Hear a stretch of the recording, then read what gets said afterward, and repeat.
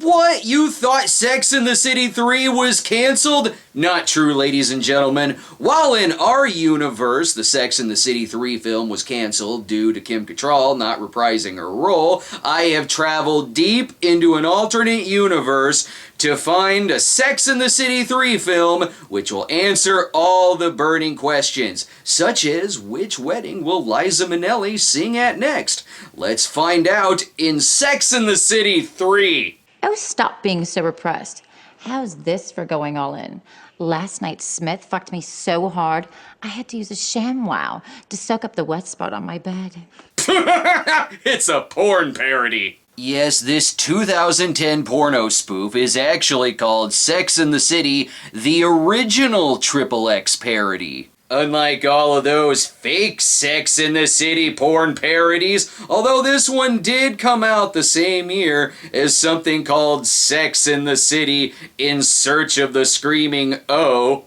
Whatever, this one came first. At first glance, I'll say, wow, some of the casting looks pretty spot on here. Just from these shots alone, I can tell which characters the actors are supposed to be. The film stars Kayla Page as Carrie. She was Rachel in Friends.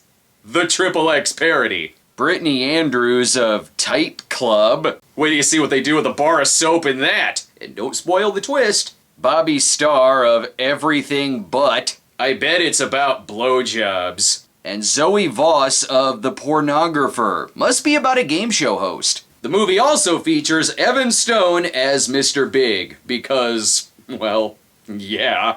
The plot has to do with Carrie and Big leaving for LA, and the girls not knowing what to do without Carrie's advice. Plus, Harry is desperate to fuck Charlotte in the ass, Steve and Miranda experiment with a threesome, and Samantha dumps Smith for another lover. This, sounds plausible. Carrie did move to France with Petrovsky, leaving the girls adviceless. Miranda answered a threesome ad when she wasn't picked as a possible third. Charlotte's referenced anal sex. Samantha was always leaving Smith. This sounds like a way more appropriate movie than the actual Sex and the City movies. Plus, like the other Sex and the City movies, it's well over 2 hours long. Over 2 hours long? Must not be a Wood Rocket movie. Wait, directed by Leroy Myers, the Wood Rocket Maestro himself? So he can direct something that's feature length. And it sounds like he would have been a way better fit for a Sex and the City movie than Michael Patrick King, who was an actual writer on the show. What the fuck alternate universe am I living in? After the movie reminds us of INXS's brief involvement in the porno world, naturally Carrie's narration sets up everything for us. One of the best things about living in New York City is that it feels like New Yorkers, by and large, have more sex than people living any other place. Pagan Rome disagrees with you. All compliments of the casting should go to Wicked Sister. They were my favorite 80s hair band. And you can't fool me, I know Jack Berger is using a pseudonym to edit this movie. And I couldn't help but wonder, does New York City bring out the slut in a girl, or does being a slut bring out the best in New York City? I couldn't help but wonder, could I still parody the I couldn't help but wonder moments? Even though the movie already does that? The movie even spoofs the talking head moments from the first season of the show. I was Amish, then I came to New York, and now there's nothing more that I like than getting fucked in the back of a cab. I'm not Amish anymore. Thanks, New York. Just like in Kingpin.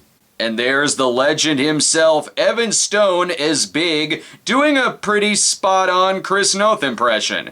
And plead that his dick never goes limp. Are you serious? I'm gonna hammer nails with that cock. That's in the passion porn parody.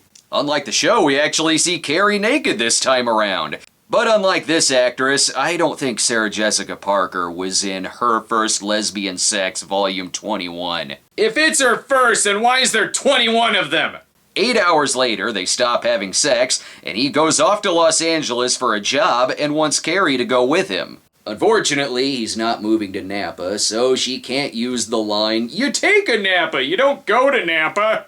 It's good that she goes. If she stayed, it would have paved the way for Aiden to show up and convince her to stop smoking cock. Wait till the girls hear about this. This is post-Petrovsky. They should be used to this news. I do have some rather big news to share with all of you. You writing another book? You're pregnant. You're doing a sequel to Footloose? Footloose? So I guess Carrie Bradshaw is Sarah Jessica Parker. It's canon now. The girls are gonna be so upset about Carrie leaving. And did the two of you cuddle in a Snuggie afterwards? Oh God, no. I did, however, let him release his magic putty on my face. Never mind, they'll be fine. Though Charlotte has a serious lack of crazy eyes this time around. I don't know whether I should cry tears of joy or cry tears of sadness. I'm so happy for you, but... See, that didn't work. Not nearly as scary.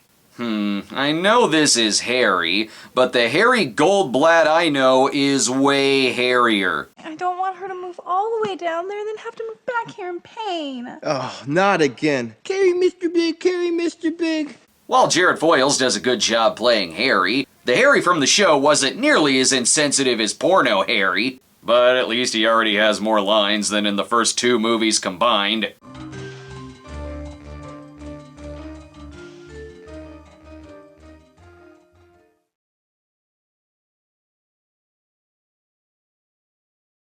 Miranda and Steve take to Craigslist for some three-way action, and somewhere Skipper is getting a hand job from Chuck Cunningham and Mark Brandanowitz. Sure, they could put an ad on Craigslist, but it may come back to haunt her if she decides to run for governor. Sexy woman with a rock and roll attitude, ready for some hardened, heavy body shaking, seeks an equally horny, attractive couple to get together to make some sweet hot music. It's gonna be a 300-pound hairy dude. Way hairier than this movie's hairy. I'm not so sure this is a good idea. I think this is the single best idea we've ever had. Well, it's a better idea than his original marriage proposal with Aiden's rejected ring. I guess this is supposed to be Smith, but he looks more like porno parody Anthony. The Anthony and Stanford porno scene is in a different section at the video store. Turns out Smith is cheating on Samantha, clearly revenge for when she cheated on him with Richard. This movie's got more dirt than dirt soda.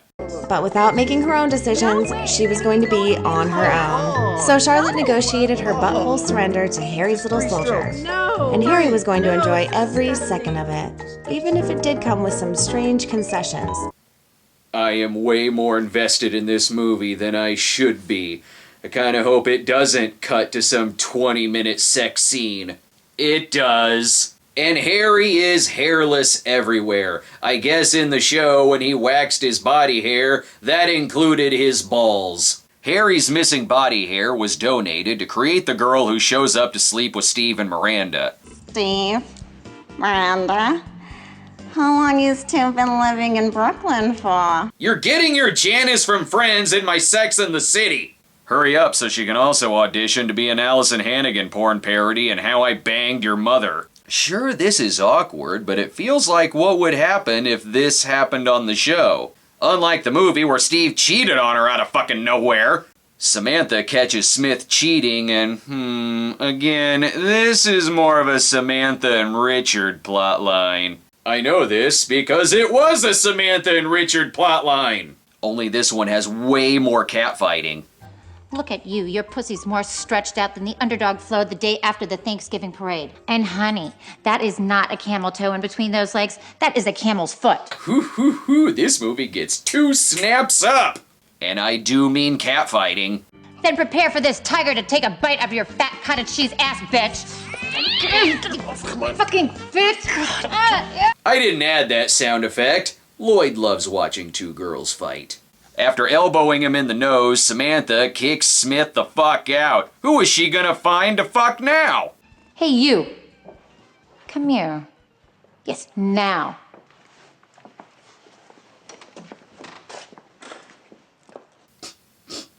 Who the fuck was that? This movie is kinda funny. And then they spend a quiet night together reading. Not fabulous. If you skip past the sex scenes, it only takes about 30 minutes to get through the movie. It's sorta like the other two movies if you skip past the montages. Now time for the heartfelt goodbye. What the fuck was that? That was my fanfiction. Meanwhile, Jack Berger is off rubbing two Post-it notes together. As I looked at Charlotte's fist, I couldn't help but wonder, will it fit? Turns out it was all a dream, mainly just the lesbian orgy part. Oh, and them going to Abu Dhabi, just a stupid dream. As I sat there alone, thinking about what the girls said and staring at my Louis suitcases, I couldn't help but think that here I am, stressing about moving to Los Angeles with Mr. Big. I really want her to stay. Why am I so invested in this? Ooh, now I'm turned on. Split screen penetration. So Carrie decides to stay. Big came back from Napa. He'll come back from LA too. So with that, I decided to stay, and slept a little easier knowing that there was still exciting Sex in the City to be had, and that great friends would make it all the more exciting.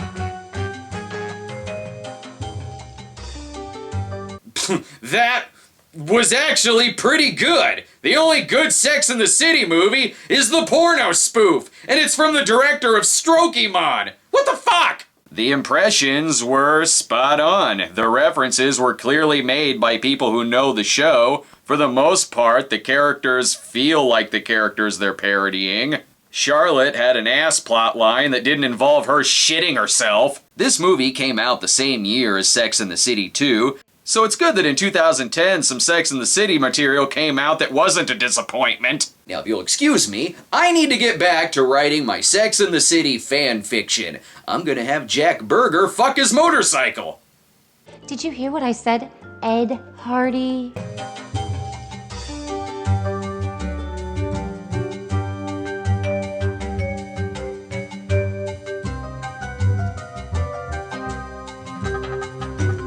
Be sure to subscribe to our YouTube channel at youtube.com/stonedgremlinproductions. Follow us on Twitter at The Cinema Snob, or check out our homepage at thecinemasnob.com.